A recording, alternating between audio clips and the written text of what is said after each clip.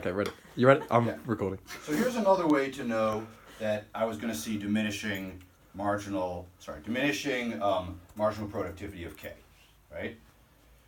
So I look at this function, I see basically the square root of k times the square root of L, right? How does this change in k? Well, I'm thinking how this changes in k, not L, right? So this is essentially a constant. So I can think about it as a constant times k to the 1/2.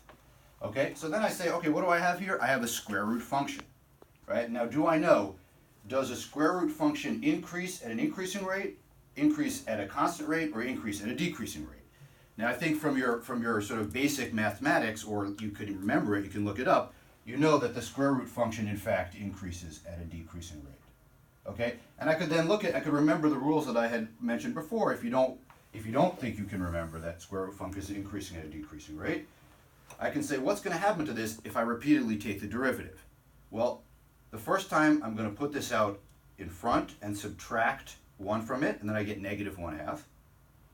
And the second time I'm going to have a negative 1/2 up here, and if I put a negative in front, then the whole term becomes negative. So the first derivative is going to be positive, it's going to be increasing. The second derivative is going to be negative. In other words, it's increasing at a decreasing rate.